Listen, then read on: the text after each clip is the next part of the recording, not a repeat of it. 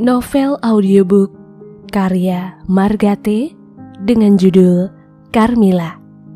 Selamat mendengarkan. Bab 6. Sudah seminggu Faisal tidur di rumah Bibi Carmilla. Di bawah tangga diletakkan sebuah dipan. Malam hari, Bibi memasang kelambu di situ supaya Faisal yang disayangnya itu tidak habis dimakan nyamuk. "Bibi terlalu memanjakan Faisal," kata Carmilla seringkali. Bibinya cuma tertawa. "Maklum, perawan sih," kata pamannya. "Mengapa tidak sekalian mengangkatnya jadi anak?" kata Carmilla setengah geli, setengah dongkol.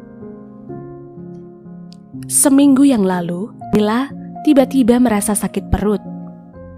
Paman tidak mempunyai mobil.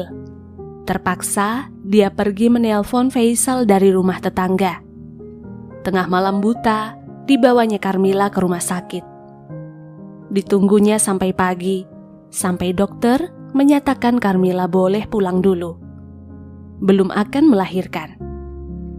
Dan sejak itu, atas persetujuan semua orang kecuali Carmilla, Faisal tidur di rumah Bibi untuk menjaga Carmilla.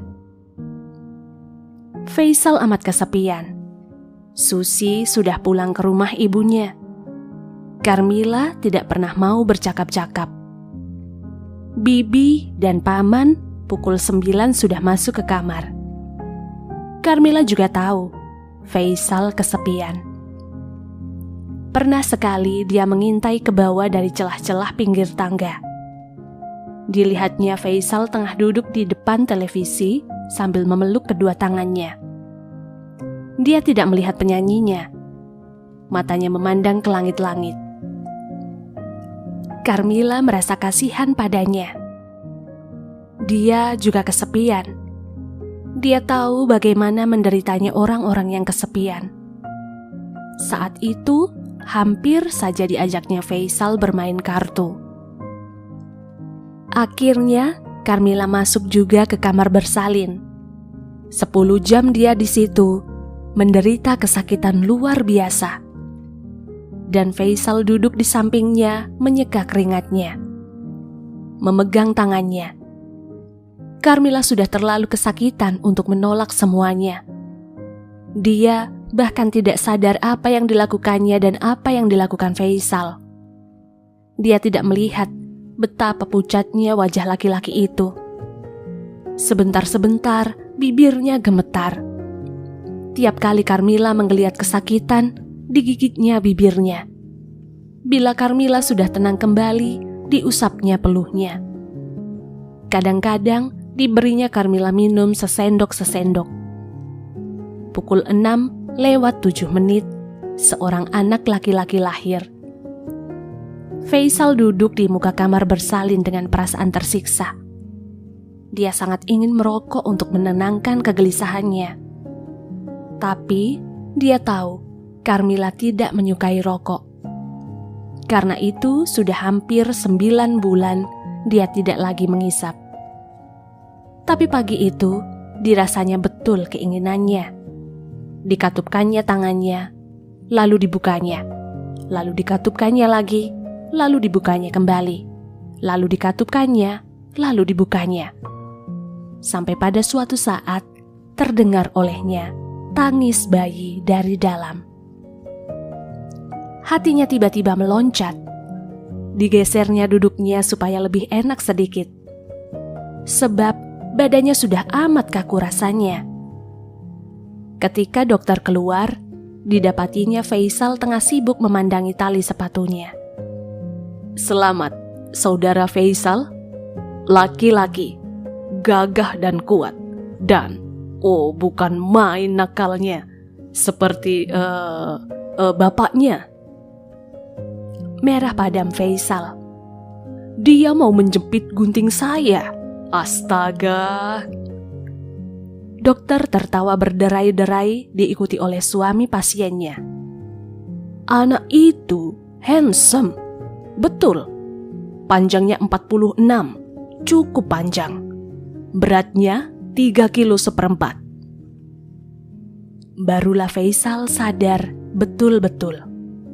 Dia sudah menjadi bapak dan diterimanya jabatan tangan dokter itu. Kemudian dia melangkah hati-hati ke dalam kamar. Carmila tengah tidur, wajahnya agak pucat. Rambutnya kusut masai. Keringatnya masih tampak membasahi anak-anak rambutnya. Dia baru saja dimandikan dan suster akan mengembalikannya ke kamarnya. Faisal berdiri diam di samping tempat tidur bersalin. Tangannya mengepal-ngepal tak karuan. Dipandangnya Carmila yang tidur dengan tenang. Wajahnya amat manis dan menarik. Bibirnya yang kemerah-merahan itu tampak tertutup erat. Faisal amat ingin mencium pipinya, tapi dia tidak berani. Dikeluarkannya sebuah sapu tangan dari kantung celananya dan disekanya peluh Carmila. Disapu-sapunya rambutnya supaya tampak rapi. Tiba-tiba di belakangnya terdengar dehem seseorang. Faisal memutar badannya dengan terkejut. Seorang suster yang sudah tua tampak tersenyum memandangnya. Ditatapnya laki-laki yang tampak bahagia itu. Matanya agak merah. Pasti tidak tidur semalam. Rambutnya kusut. Pasti hasil kerja tangannya yang senewan.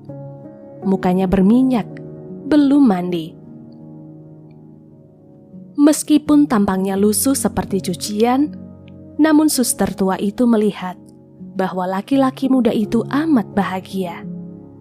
Matanya yang merah itu bersinar-sinar, mukanya yang berminyak bercahaya bangga. Bapak tampak amat bahagia. Tegurnya tersenyum. Oh iya, kata Faisal gugup. Saya amat bahagia. Anak pertama. Faisal menghela napas panjang.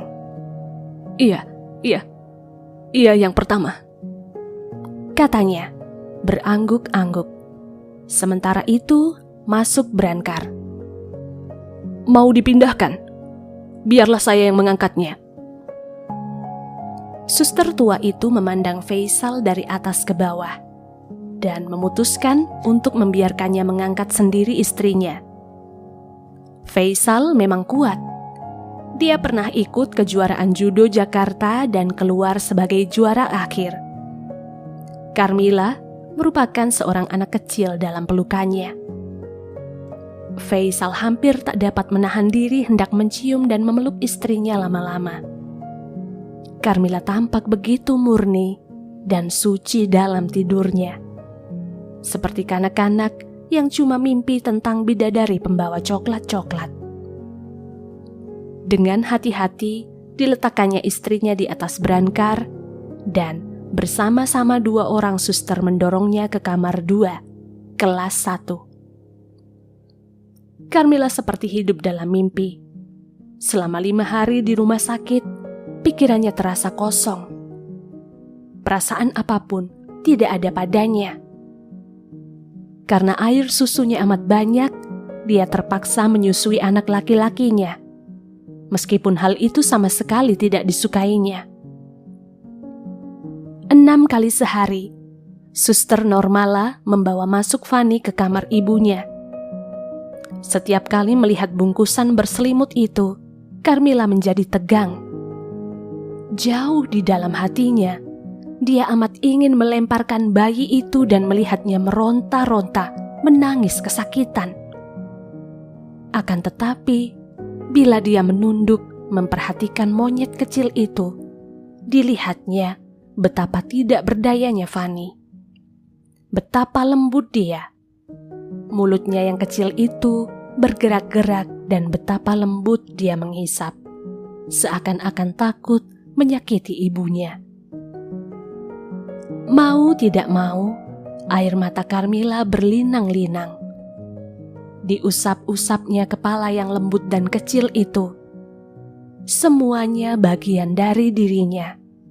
Akan tetapi, dia tetap tidak mau mengakuinya. Sesekali sambil menyusui, Fanny membuka matanya dan memandangi ibunya. Carmila merasa tertusuk. Dirasanya anak itu bertanya dengan matanya, "Mengapa ibu tidak menyukai dia?" "Engkau tidak minta dilahirkan, bukan?" kata Carmila dalam hati sambil membelainya, dan mata kecil itu menutup kembali. Ketika Faisal datang sore-sore, Carmila sudah bangun. Di sampingnya terbaring anaknya, baru disusui. Melihat Faisal, dia diam saja. Tidak sepatah kata pun keluar dari mulutnya. Faisal merasa amat tidak enak. Dia datang seorang diri, sebab ibunya masuk angin. Ayahnya sedang pergi ke Singapura. "Anakmu cakep loh," katanya mencoba tertawa. Dengus Carmila. Faisal menggigit bibir. "Mengapa sih dia tidur melulu?" "Mana aku tahu." Faisal mengeluh dalam hati, menyesal dia tidak menjemput mertuanya. "Ibumu tidak datang?" "Tadi pagi." "Susi?" "Tadi pagi." "Tinus dan Martin?" "Tolong ambilkan popok," kata Carmila tanpa menjawab pertanyaannya. "Tolong ganti, dia kencing." Dengan susah payah, Faisal berusaha mengangkat kaki anaknya. Dia amat khawatir mematahkan tulangnya yang begitu lunak. Carmila diam saja, tidak membantunya, malah memperhatikan pun tidak. Pada hari Rabu, Carmila boleh pulang. Faisal datang bersama ibunya. Ketika diulurnya tangannya hendak membantu Carmila, dia ditolak dengan siku istrinya. Sebaliknya, Carmila mengulurkan bayinya.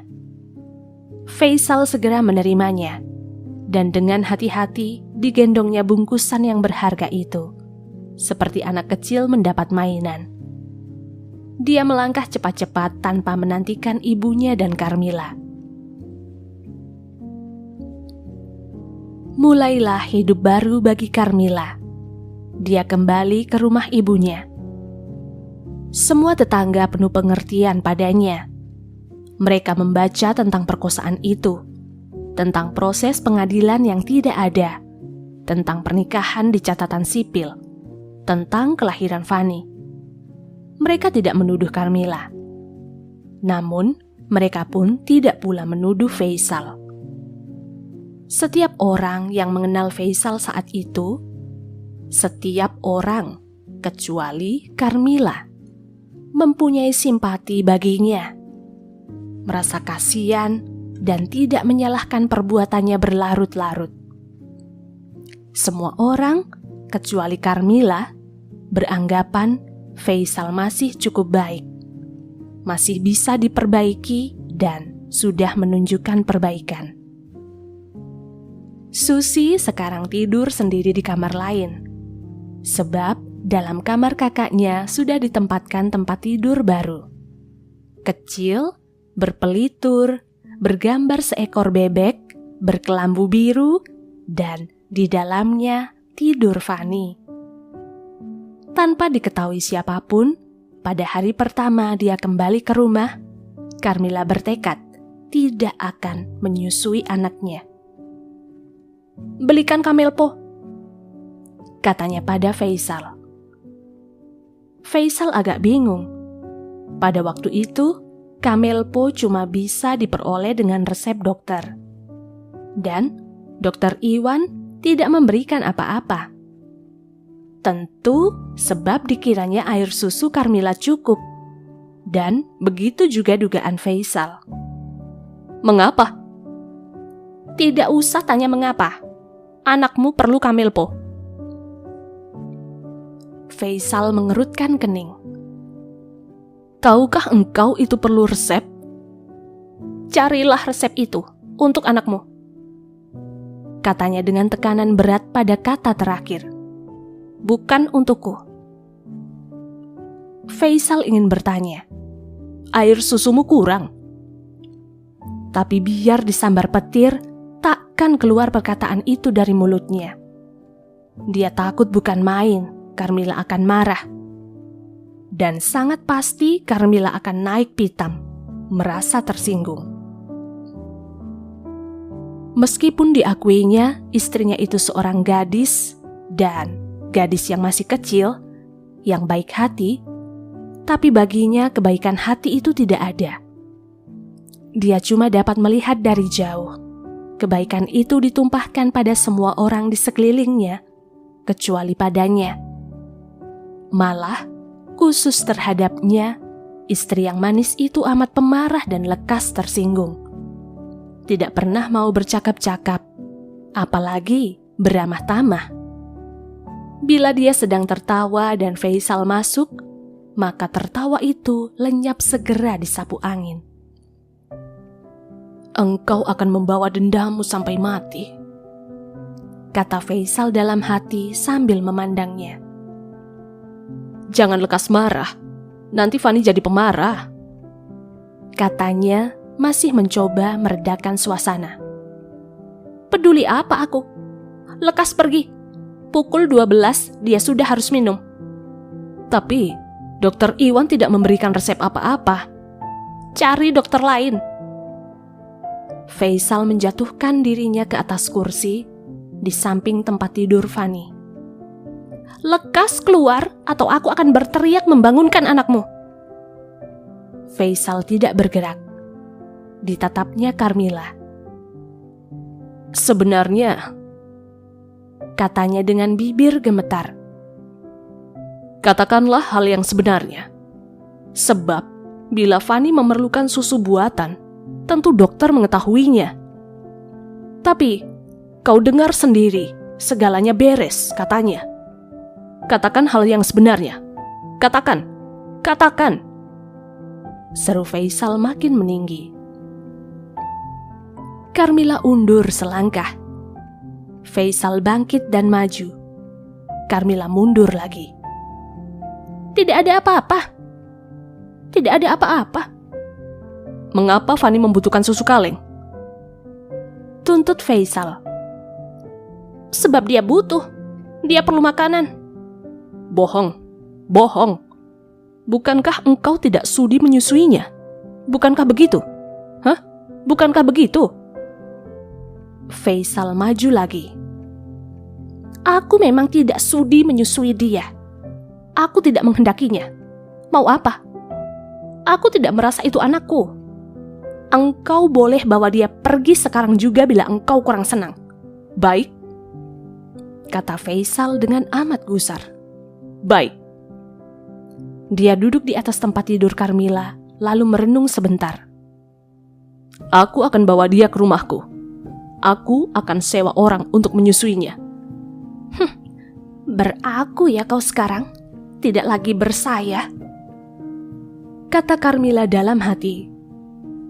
"Mila," bujuknya beberapa saat kemudian, "bila engkau sudi menyusuinya, kami, ayah dan anak akan sangat berterima kasih seumur hidup kami. Pikirkanlah Mila, daripada kau buang-buang air susu itu. Bukankah kau tahu, air susu ibu yang paling baik? Dan mengenai kanker pada wanita yang tidak menyusui, atau apalah, entah, engkau pasti lebih tahu. Engkau mempelajari semuanya itu, bukan?" "Jangan takut-takuti aku," bentak Carmila dengan geram. Tapi memang dia menjadi takut. Di dunia ini yang paling ditakutinya penyakit. Apalagi penyakit-penyakit yang belum ada obatnya. "Bukankah kau akan menyewa orang?" ejek Carmila. "Mila," pinta Faisal dengan suara memohon. "Berapa akan kau bayar orang itu?" "Berapa? Ya berapa dimintanya? 10, 20, 100, 200. 200.000 sebulan." "Mengapa tidak? Untuk Fani." "Beri aku 200.000 dan akan kususui anak itu sebulan." "Mila, Kau gila? Carmila tersenyum mengejek. Mila, bila engkau memerlukan uang, katakan, berapa? 1 juta. Aku jual rumahku di Kebayoran. Rumah itu masih kuberikan kepadamu. Bila kau menghendakinya, biarpun menurut perjanjian, sejak Fanny lahir, surat nikah kita tidak berlaku lagi. Biarpun kita sedang mengurus perceraian kita. Bahkan, biarpun kita sudah bercerai, Mila. Bila engkau membutuhkan uang, aku akan memberikannya dengan segera. Aku tidak mau engkau kekurangan. Aku tidak peduli bila aku terpaksa menjual semua barangku. Tapi, selama aku masih sanggup, aku akan memenuhi kebutuhanmu. Engkau perlu berapa? Ya, berapa? Aku berikan hari ini. Tapi aku belum pernah mendengar seorang ibu dibayar untuk menyusui anaknya sendiri. Siapa bilang aku menyusui anakku sendiri? Bukankah kita ini akan bercerai? Anggaplah sudah bercerai, engkau bukan suamiku. Anak itu bukan anakku. Mila, dan aku mau menjual air susuku. Bukankah engkau mencari orang? Zaman dulu, wanita-wanita miskin biasa melakukannya. Mila, kalau kau mau bawa anak itu sekarang, boleh juga. Mila. Tiba-tiba Fanny menangis. Melihat ibunya tidak juga bergerak, Faisal menghampiri tempat tidur anaknya. Dirabanya popoknya, kering. Faisal menjadi kecut. Anak ini tentu lapar. Diangkatnya dan didukungnya anak itu. Tapi tangisnya makin menjadi-jadi. Anak ini lapar, katanya seraya mendekati Carmila. 200.000, kata gadis itu sambil duduk di muka cermin dan hendak mulai menyisir. Fanny terus juga meronta-ronta. Faisal mendukungnya dengan tangan kiri dan dengan tangan kanan dikeluarkannya buku cek dan diletakkannya di muka Carmila. Aku akan tulis cek di sini, katanya dan disorongkannya anaknya. Carmila segera menerimanya dan membawanya keluar kamar. Ketika dia kembali menidurkan Fanny, di atas meja riasnya terletak sehelai cek 200.000. Setiap sore, Faisal datang menengok anaknya. Rumah orang tua Carmila yang sederhana itu sekarang penuh dengan barang-barang mewah. Lemari es, mesin cuci, AC, telepon, kecuali TV yang memang sudah ada. Barang-barang lain merupakan tanda bakti Faisal pada mertuanya. Sebenarnya, semua itu diperuntukkan bagi istrinya. Semula dia bermaksud memberikan dan melengkapi rumah yang baru dibelinya di Kebayoran. Tapi, gadis Carmila sama sekali tidak nampak sebagai wanita. Yang keras kepala itu menolak semuanya dan bertekad mau tetap tinggal di rumah orang tuanya sampai sudah pasti tunangannya datang menjemputnya. Faisal tidak kehilangan akal. Dibawanya semua barang itu ke rumah mertuanya. Jadi, tiap kali Carmila mencari es, ke lemari es, atau mengangkat telepon, mencari kawan-kawan kuliahnya, berarti dia menerima dan mempergunakan pemberian orang yang amat dibencinya. Tiap pagi, ayah yang masih muda itu menelpon, menanyakan keadaan anaknya. Bila dia menelpon lewat pukul 7, Carmila yang akan menerimanya, dan itu berarti jawaban singkat sepatah dua patah. Tetapi, bila Susi belum pergi sekolah, maka Faisal akan menerima jawaban yang amat menyenangkan dan penuh detail-detail penting mengenai Fanny, dan keduanya akan berbicara 10 menit atau mungkin lebih, bila Susi tidak diperintahkan oleh ibunya untuk segera makan atau berangkat sekolah.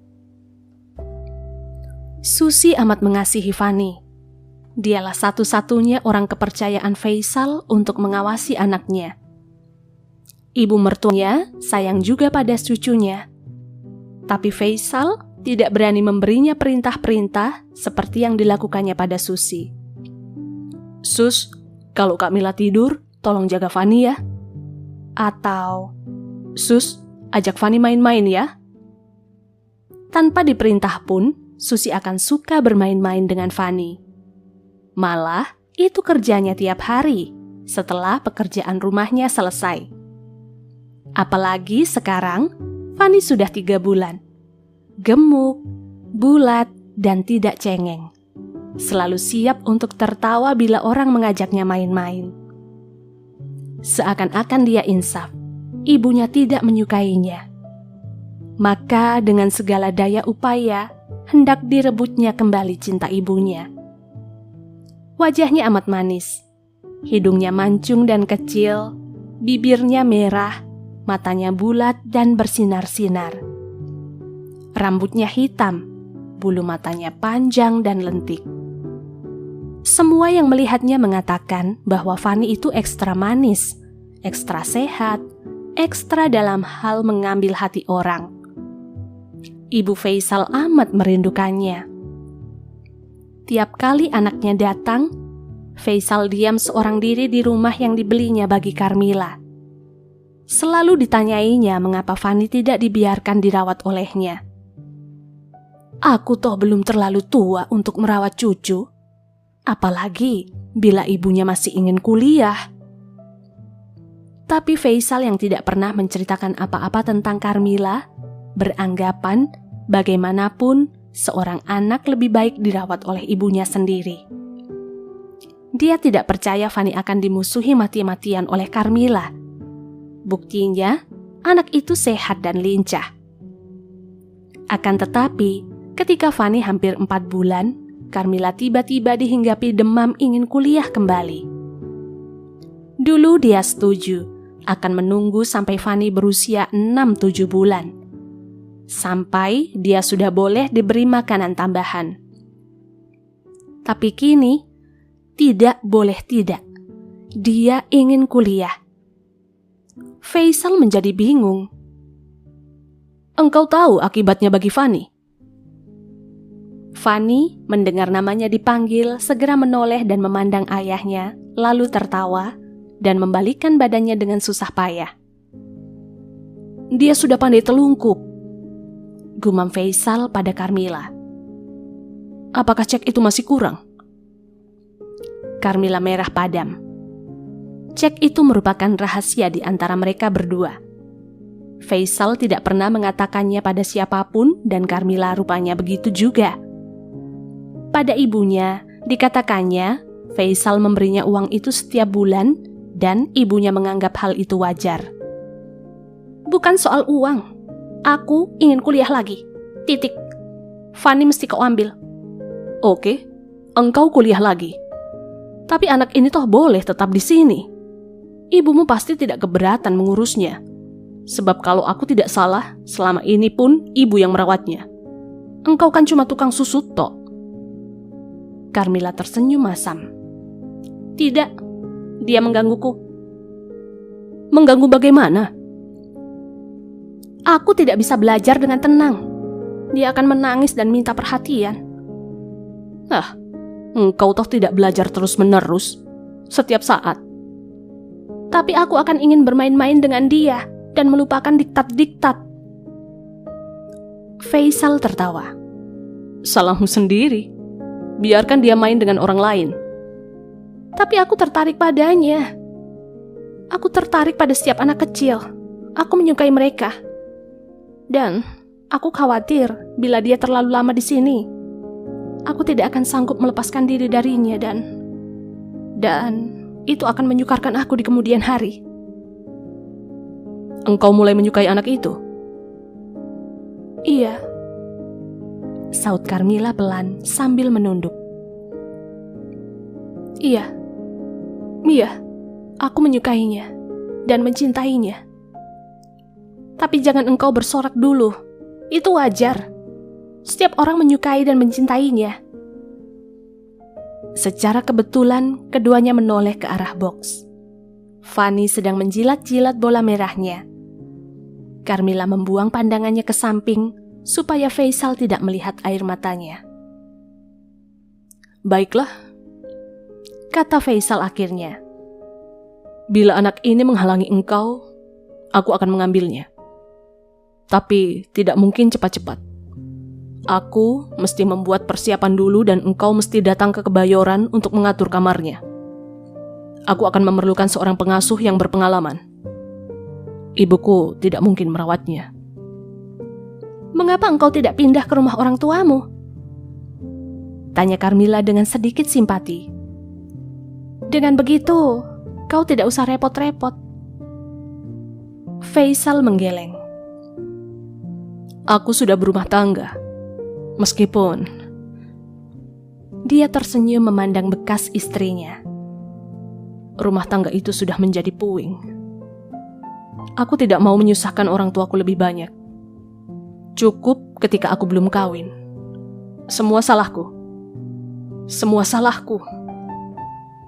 Dipukul-pukulnya kepalanya. Lalu dilihatnya Fani mencoba meniru-niru gerakannya. Faisal tersenyum dan mengangkatnya dari box. Awas, jangan kau manjakan, kata Carmila. Faisal menciumi anak laki-lakinya tak puas-puas. Fani tertawa sambil berteriak-teriak. Carmila memandangi mereka berdua. Mungkin engkau dapat membawanya kemari setiap hari Sabtu dan Minggu dan hari-hari libur. Oh, tentu. Betapapun bajingannya aku tidak ingin anakku melupakan ibunya yang manis dan baik hati.